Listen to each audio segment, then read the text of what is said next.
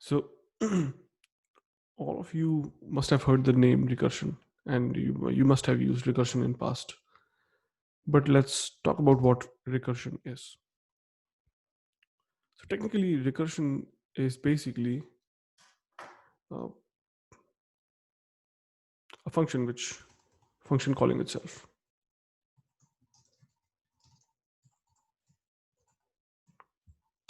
That's recursion.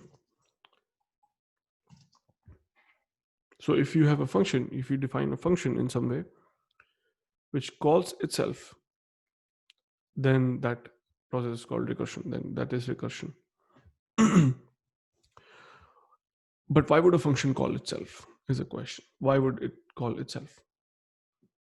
So it will call itself in situations uh, where a problem can be broken down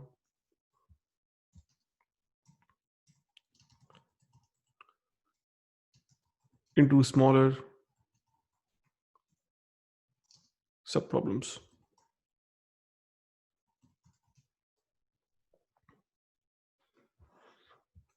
Smaller, or you can write trivial subproblems. So there are situations where you are asked to compute an answer for, let's say, input size n, but you know that in order to compute the n, there's a pattern in which you can solve this problem, that if you compute the n minus 1 and you just use the n result of n minus 1 to compute the n, then you can solve this problem. So then what you do is you break the problem down to n minus 1. So that's how basically you break the problems down. And you call the function on the smaller subproblem, similar subproblem. So that's where the recursion comes into the picture. Let me show you a few examples that will make it absolutely clear. Let's look at the classic problem of recursion, which is let's say, a factorial problem.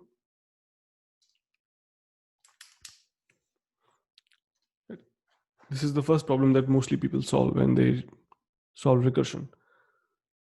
So 5 factorial.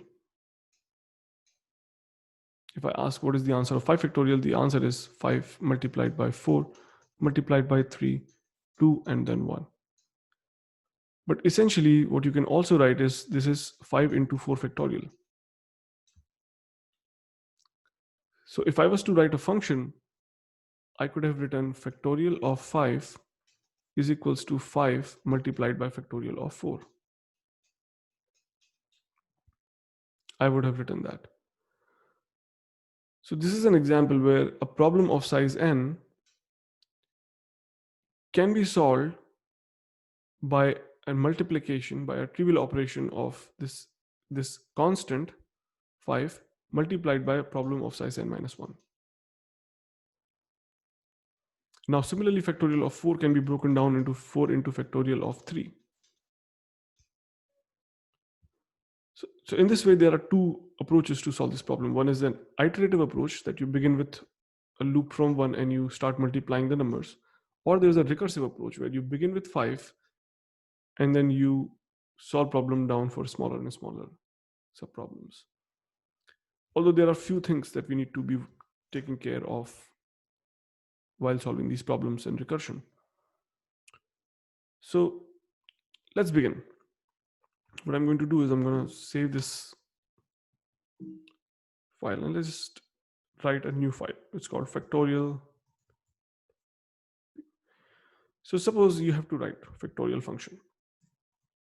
Okay, I'm going to write the first factorial function, def factorial, let's say iterative approach.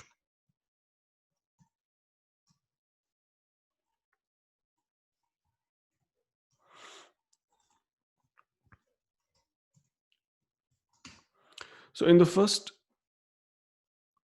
approach, I'm going to solve this problem iteratively. So this is a really simple approach to do your work. Basically, what you do is you begin, what you just do is you have a number n, and then all you have to do is you have to begin from 1 and then keep a result somewhere, then multiply 1 by 2, store that in the result, then whatever is the result multiplied by 3, store that in the result, then whatever is there multiply till you reach n.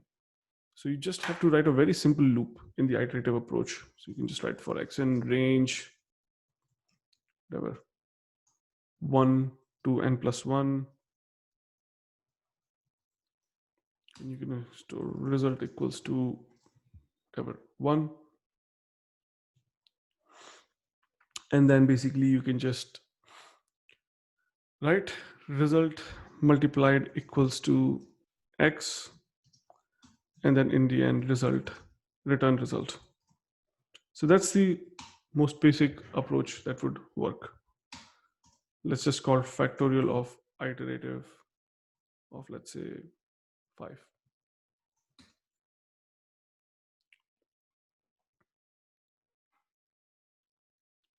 So let's just run this code real quick.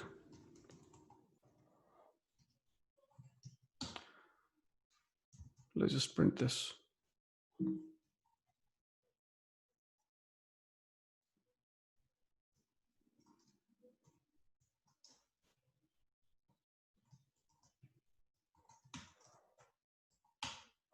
That's 120. I mean, this is not at all hard stuff. Now let's look at the factorial approach. I'm going to write this function again, and I'm going to write this in the form of factorial. Recursive, sorry, in the method of recursive. Now, as I mentioned, what is recursion? Recursion is a function calling itself. And why would a function call itself? It will call itself because a input of size n can be broken into subproblems of smaller size. And then you can solve those smaller subproblems to aggregate the results for the bigger input. So in recursion, there are 3 important things that we need to take care of in order to have successful recursion. And give me a second. You need to have 3 important things in order to have successful recursion. So first is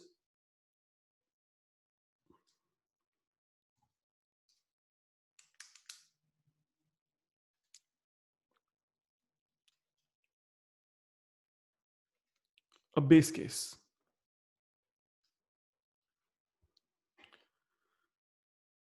So when the recursion is going to break the problem down into smaller problems, you need to have a step where the recursion can come to a point where it can say, okay, now I don't need to break it down further.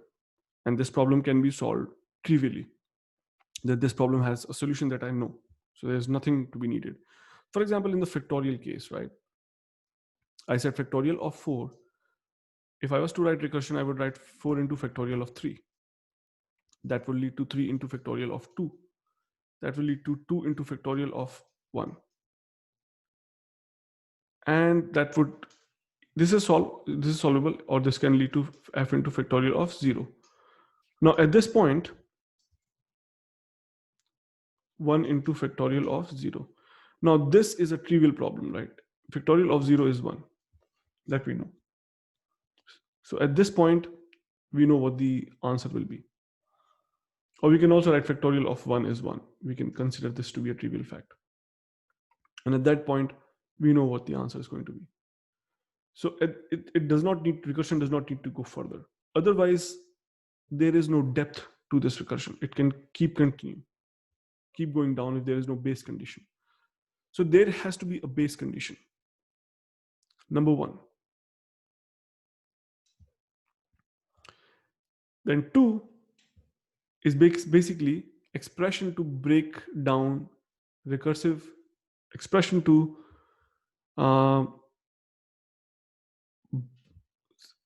break down into smaller problem. So in this step, if you notice, for a problem of size 4, I used a problem of size 3 to solve. It doesn't have to be n minus 1. It can be n minus 2, n minus 5, n by 2. It can be anything, but something of a smaller size that is more manageable. And third is your recursion should move toward base case. So it can't be fact that your base case is at 0, but your recursion is doing n plus 1. So if you are solving 4, then you go to 5, 6, 7, 8, 9. You're not reaching toward base case. That would be an invalid situation because you will never reach the base case and hence your recursion will never terminate. So you need to write something that goes towards base case. Once you have this facts established, then you can write recursive code. So let's write this one by one in the case of factorial. Suppose I'm going to write factorial of 4. So what is the base case in the factorial? I know that if it's 0, if the factorial of 0 factorial equals to 1 factorial equals to 1. That I know for the case as a base case. So first what you do is you code the base case in your situation here. So I'm going to write a base case. So I'm just going to write if n equals 0 or n equals 1, then return n. Right. So if my mistake, return 1. So if n is equals to 0 or 1, then basically return 1. That would be the base case.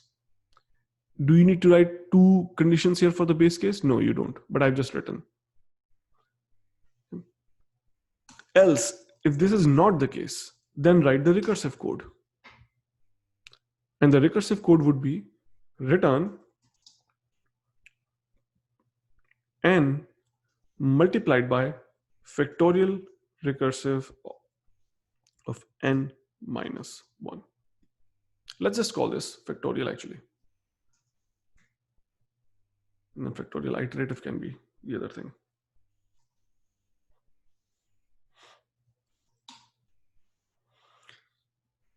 Now, one good thing about recursion is the elegance in the code.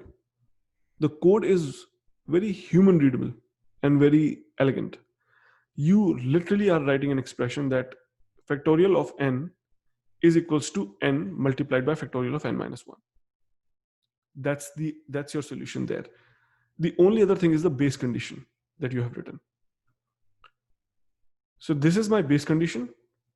This is my recursive expression here, where I am calling the function again with the same name, and I'm moving towards my base condition because whatever my input is, even if it's 1000, it's going to go to 999, then 998, and eventually move to 0 or 1. And at that time, I have a solution to my problem. So first, let's solve this problem, and then we will do some experiments on this particular code.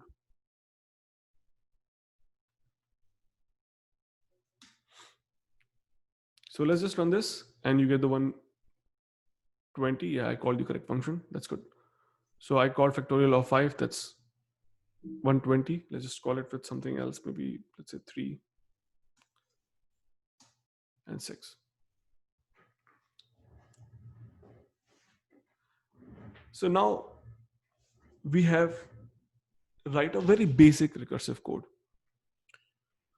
I see when we write recursive code, people struggle at different stages. And I will introduce all of them shortly. But let's begin with analysis of this particular code. What happens in this code? So you have a function. Okay, let me just copy this guy. And let's see how this will execute.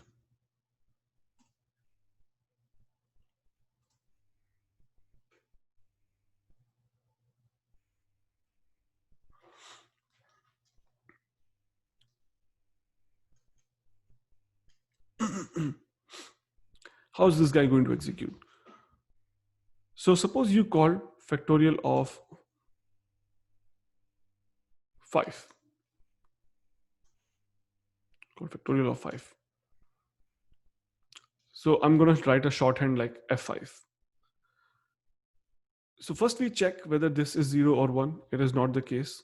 Then we say this is equals to 4 multiplied by F5. So the first thing, important thing in the recursion is that the moment you say that, you are entering a different function call here. That means the current call needs to be saved on a stack, right? So this particular situation, a stack is created, a function stack is created, and f of 5 is saved there. Because after the f, my mistake, after the f of 4 is done evaluating,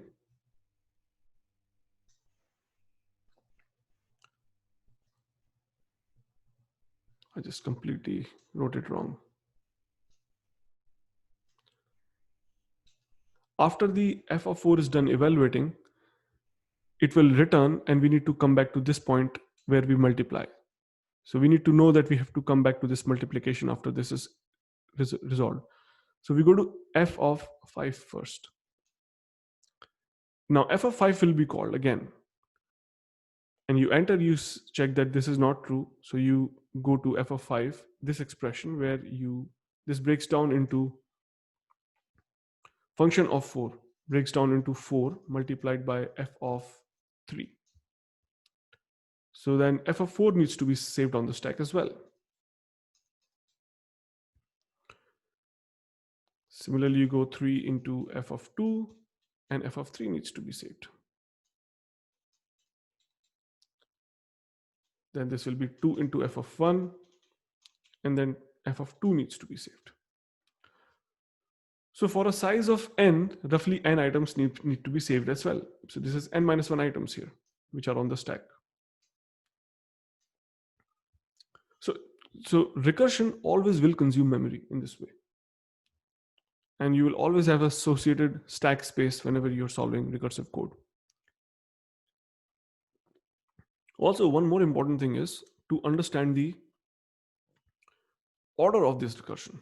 So let's just introduce a print statement here. Suppose I'm going to write print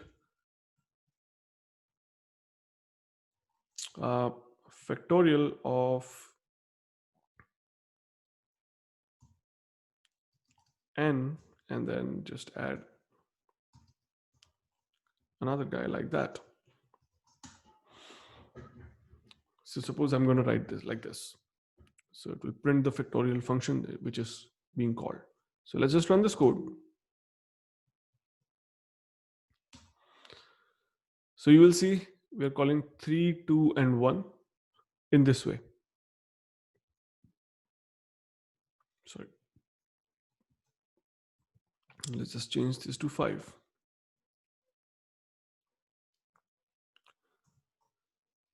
And also, let's try to add some more print statements here. Let's see if this helps in any way. So what I'm going to do is I'm going to call n, the same expression, multiplied by factorial of n minus 1. So we'll see how the print statements are being called in this way. So let's just go here and run this code. So you will notice how this is being called. So first we call factorial 5, which goes to that print statement. That means it's going to that particular line, this line. And then from there, the factorial 4 function is called, which is the first line of that print statement here. That means factorial 4 has been called now.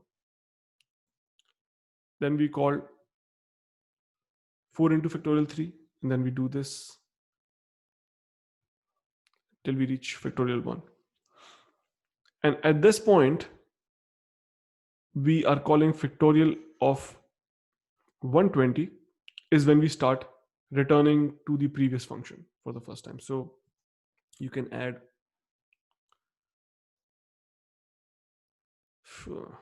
yeah, it will be hard to add a line to show that, but it's okay.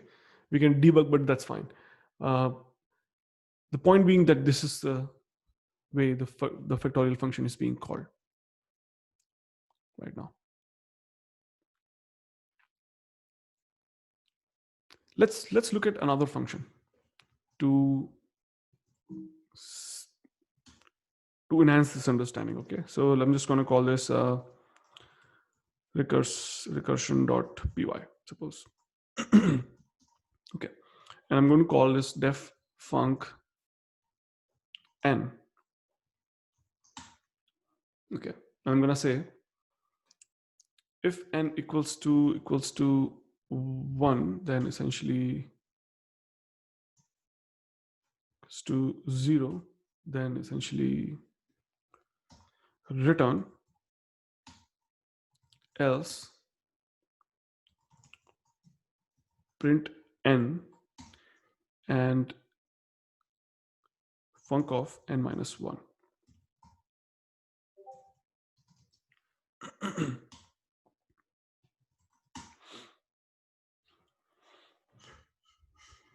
Look at this function that I've written here.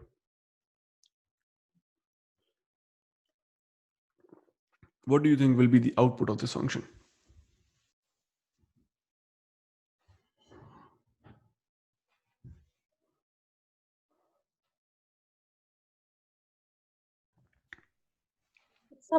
Subtracting whatever the n will be there, n minus 1, always it will be subtracting one number. Yeah, but let's say if I call this function of 5, what will be the output? You guys take a minute.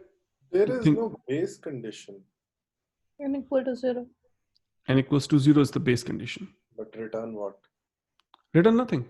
Nothing is to be returned in the base condition. It's just that's where the function is terminating. That means no more recursion will be called at this step. Okay. Otherwise, recursion will be called.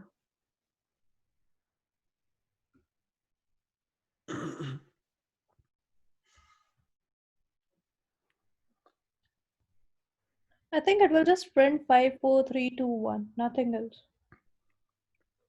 So let's just run this code.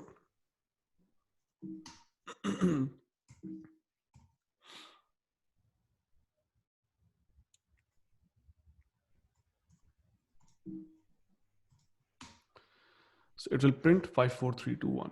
Right? We are just printing things in from 5 all the way to 1. So once again, I'm going to break this down. So I'm going to take some time here to explain this properly.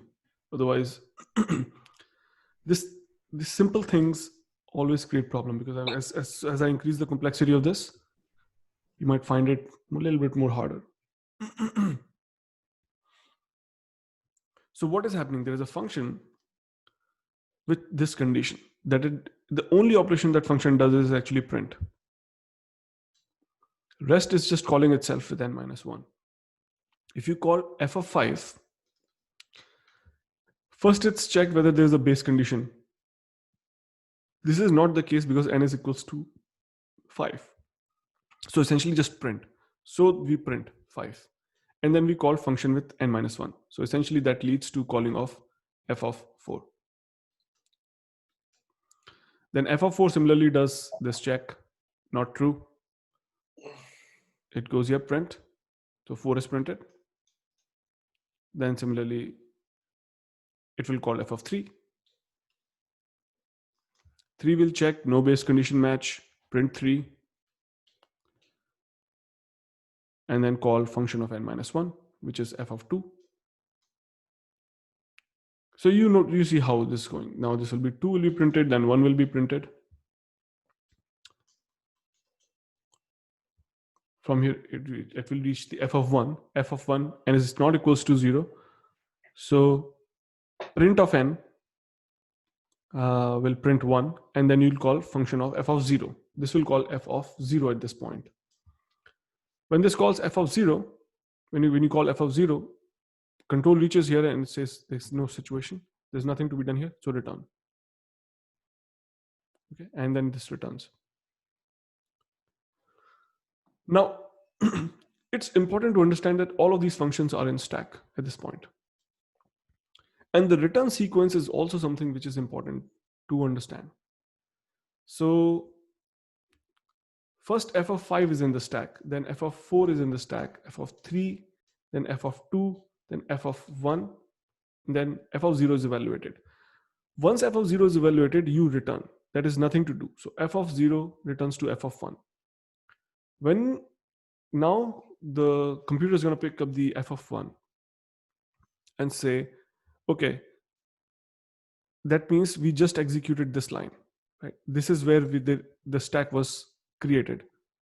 Once this is done, there is nothing to be implemented in this code anymore. There's nothing to be done. So this function just returns. Nothing's to be done. Similarly, f of 2 is then popped, and f of 2 has nothing to do, and f of 3 has nothing to do. So you see, nothing has anything to do, and that's where the function terminates. So the call sequence and the return sequence is what confuses people.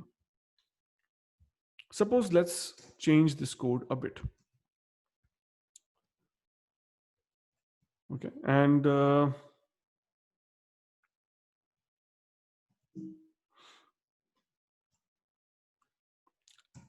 let's do this.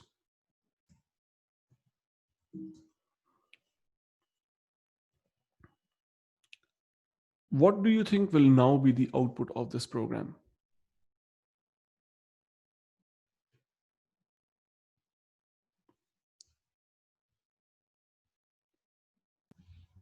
I think it will be same.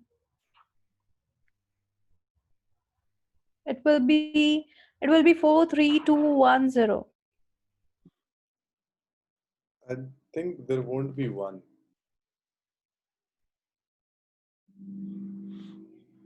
I mean, you can literally become a compiler yourself and just run it for n equals to 4, one by one, going line by line.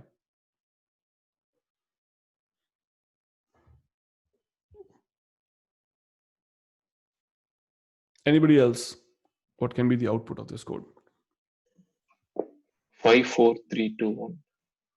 Let's run this code, and that's the output.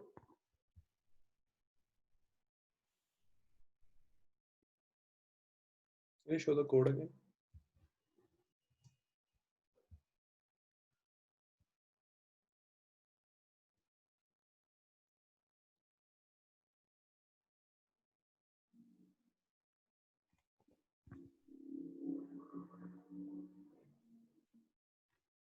This is what I mean by understanding the recursion sequence, like call sequence, and also the return sequences.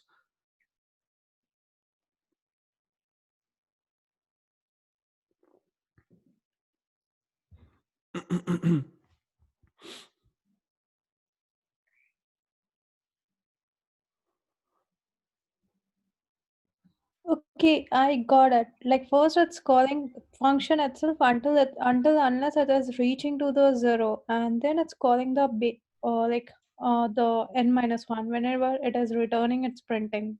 Exactly. So essentially, the function is not going to do any work till it reaches the base condition. In this case, it will not do anything till it has reached the base condition. So understanding this code, suppose you call it with function 5, right? So you call it function 5 to begin with. Now function f5 will be checked with 0. That's not the situation, so we enter the else. At this point, function of n minus 1 is being called. So that means we're calling f of 4. What does that mean? That f of 5 needs to go on a stack. Suppose this is my stack.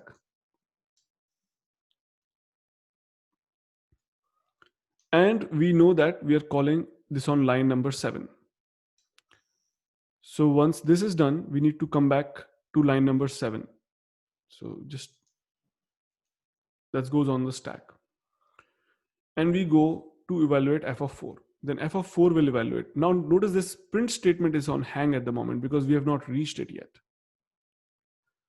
So now we call function of f of n, function of n minus 1. So we call f of 4. Similar check is being done.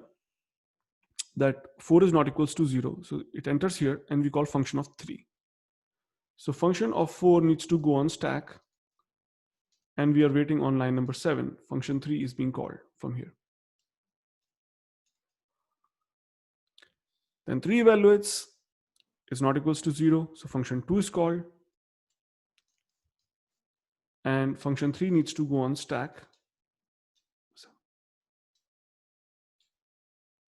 Then function number 2 is not equals to 0, so function f of 1 is called, and f of 2 needs to go on stack on line number 7.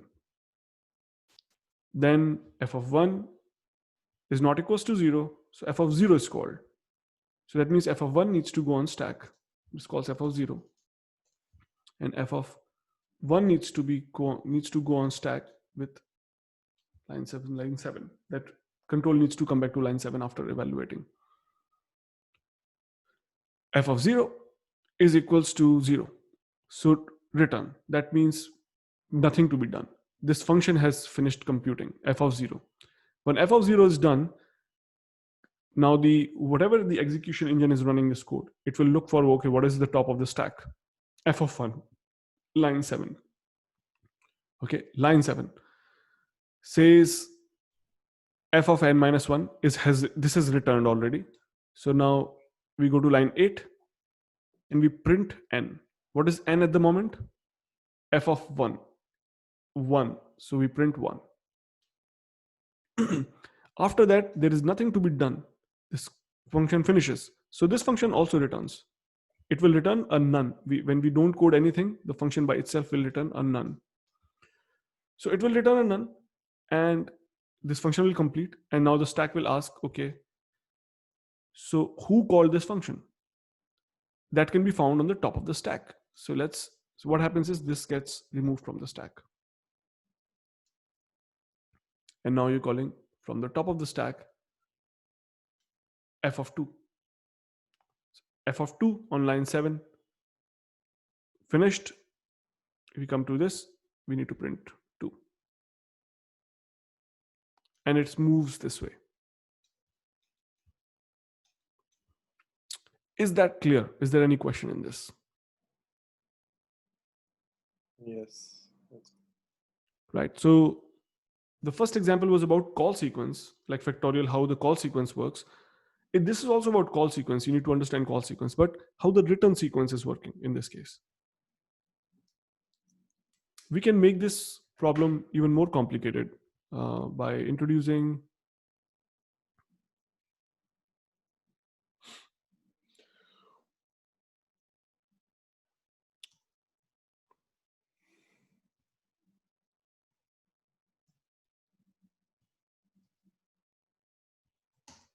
so we introduce one more such call now. Okay, and let's say we are going to do this for function of, just for being simple, computer can code it easily, so there's no problem. But let's just do it for function of 3. What do you think the output will be in this case?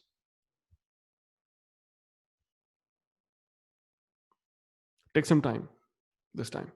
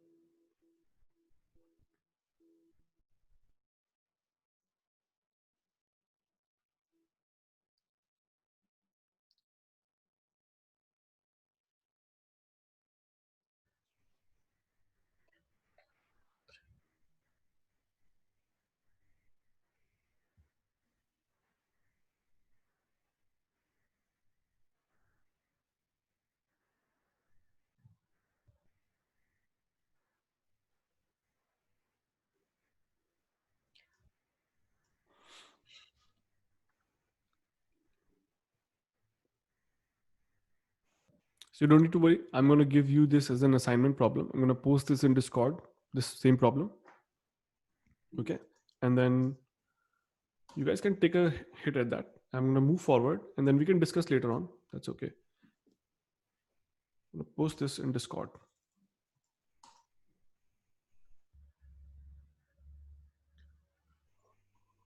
So you guys can basically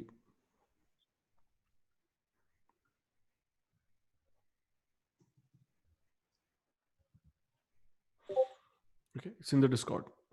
You can take a look and I'm going to continue. But it's, the addition of another function just substantially makes it substantially harder. So it might take some time, but go through each call, become a compiler and then go through each call and try to get the output. Now, once again, we're talking about recursion and backtracking. So I've just introduced the basic idea of recursion, right? And the fundamental, the three important conditions for recursion to establish. And we solved very basic problems. I'm going to solve another couple of warm-up problems. And then we will go into visualizing recursion. That is understanding the recursion visually, how it grows through a graphics program in Python. And then going to solve some classic problems of recursion, like some of the very well-known problems. So let me solve another most common problem that everybody does it when they start their recursion journey is Fibonacci. I want to cover this for a different reason. So, but let's talk about it. So Fibonacci sequence. What is Fibonacci sequence? Fibonacci sequence is that if we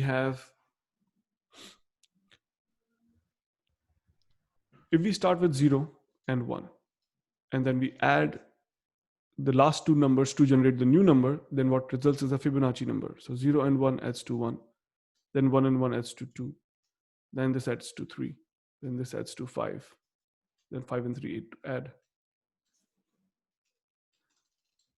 Fibonacci is a very powerful sequence. It grows really, really fast because essentially kind of you're doubling, if you notice. Not literally doubling, but you're almost doubling. So it goes really fast.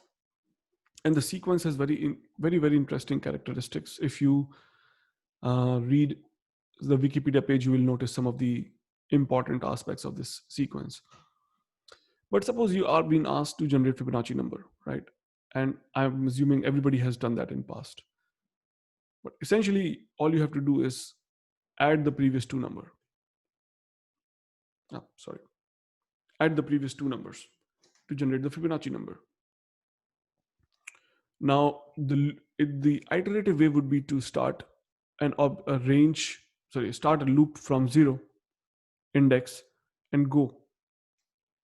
So this is Fibonacci of 0, this is Fibonacci of 1, this is 2, this is 3, this is 4, this is 5, 6, 7. So this is the Fibonacci numbers.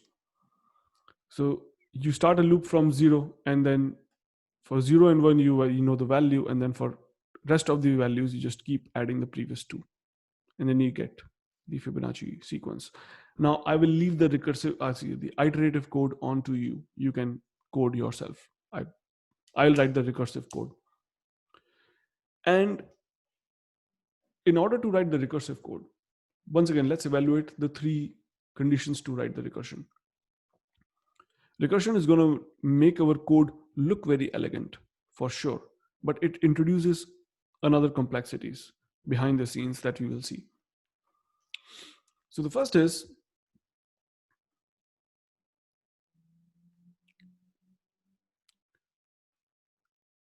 suppose I write a function called fib, and somebody tells me to give me the answer to fib of n.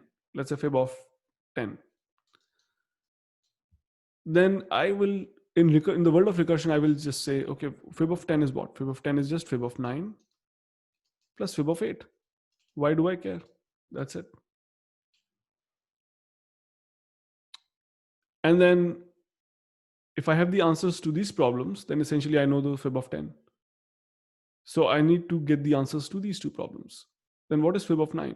Fib of 9 can be fib of 8. And it can be fib of 7. And then we will go down this path of solving each of these problems till we reach fib of 0 or fib of 1. At that point, we know that the answer is 0 and 1. And then from that point, we start coming back and we get the answer at some point to our problems. So I'm going to code this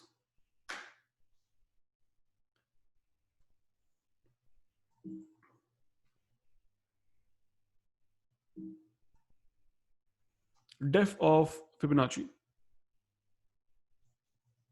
of n. The base condition would be something like n equals to 0 or n equals to 1, then basically return n.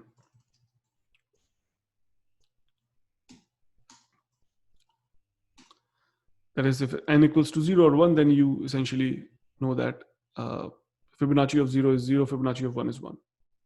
Otherwise, return Fibonacci of n minus 1 plus Fibonacci of n minus 2.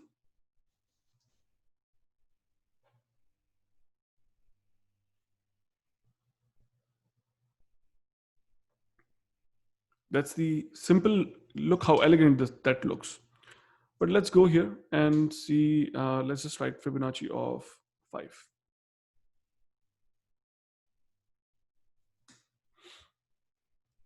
So let's just do that, and also let's print so we know the answer. Or let's do Fibonacci. Yeah, 5 is fine. So we do that. Sorry, I printed recursion print.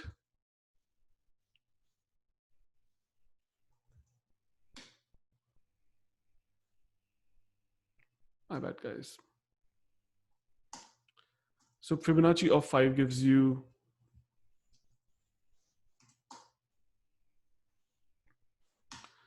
5.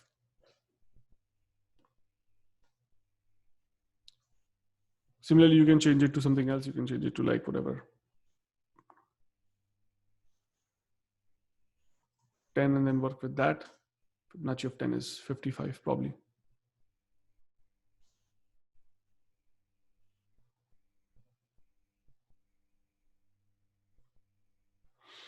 Is Fibonacci of 10 55? Let's just quickly make sure that it is like that.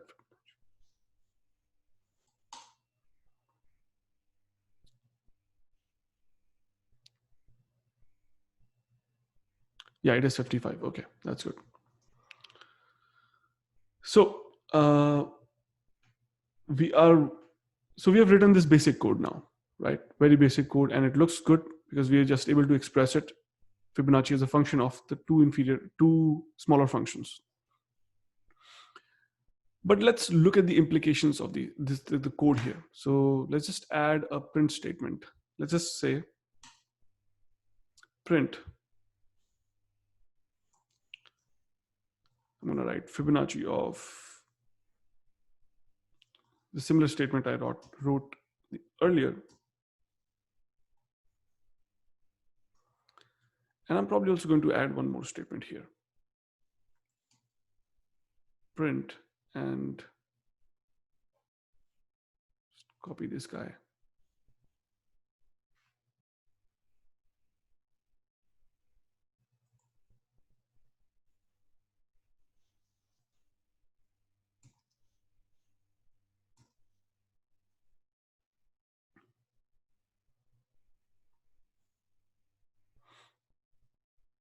Fibonacci of n minus 1 and Fibonacci of n minus 2. So I'm just printing this. Yeah, that should be good. To understand the call sequence now, Fibonacci of we just did Fibonacci of 10. So let's just reduce the number to 5 again.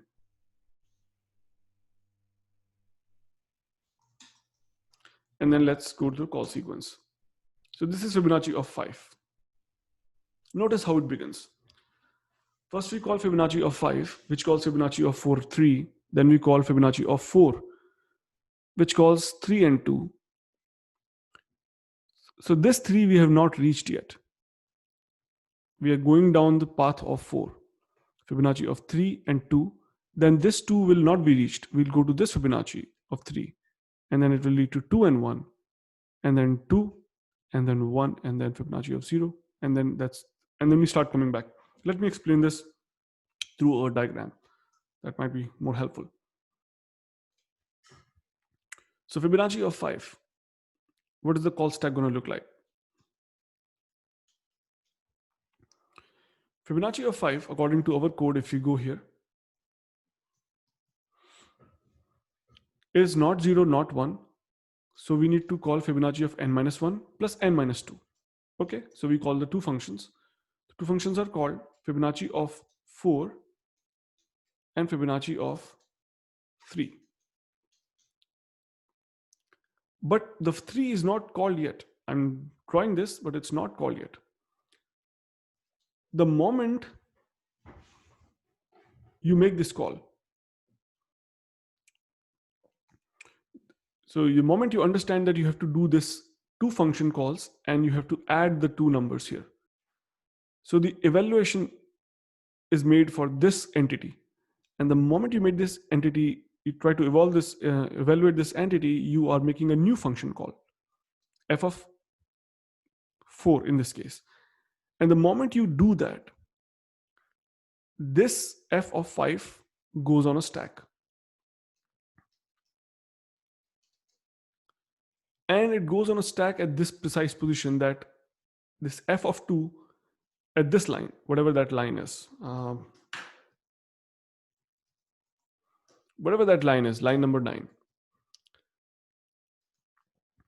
And at this particular position that it will evaluate, you will evaluate here, and then you need to evaluate this guy. But this guy has not been called yet. So we just put f of 4 on the stack, and f of 3, for our understanding, I'm putting it like this, but it is not really on the stack at the moment. So f of 4 will need to evaluate. We go to f of 4, and f of 4 once again is not 0, not 1. So we need to come here and evaluate f of 3 plus 2. But when you want to do that, when you go to f of 3, as soon as you go to f of 3, you need to put f of 4 on the stack, on the same line, and you evaluate f of 3. This is not in the pipeline at the moment. I'm just writing it because it helps us to understand better.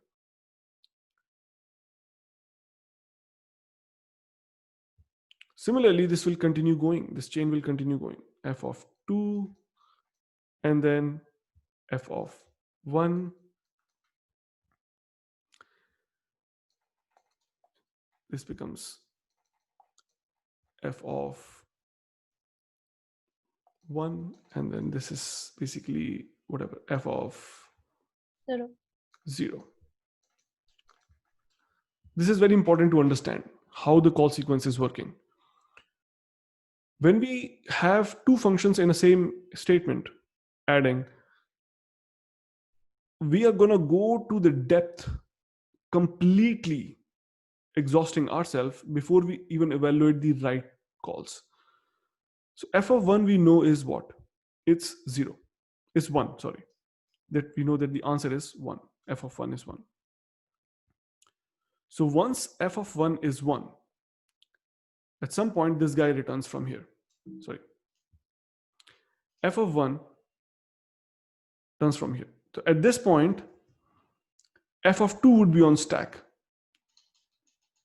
Did you go stack? So f of 2 somewhere would be stack with line number 9.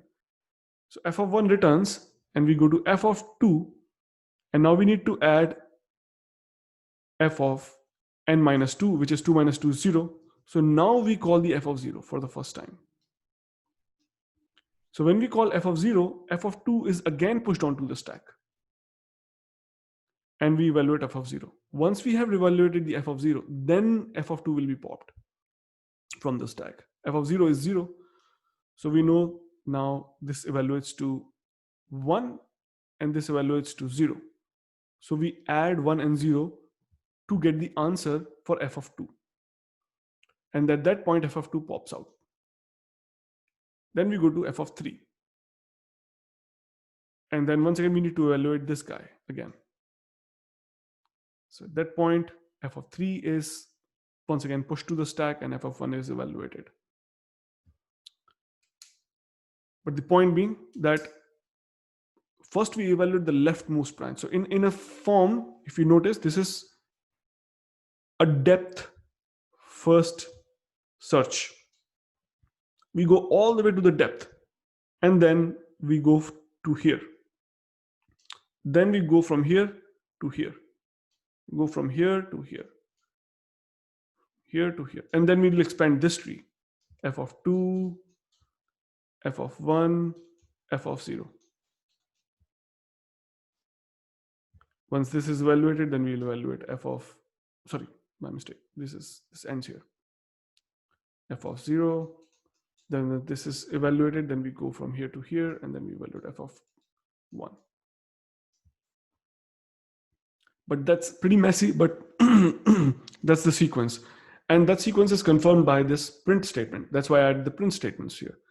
So if you notice how the print statements are being called. F of 5, then 4 and 3, then 4, we enter the Fibonacci of 4. Then Fibonacci of 4 results in this. Then we enter the Fibonacci of 3. This results in this. Then we enter the Fibonacci of 2. And we go on down this stream.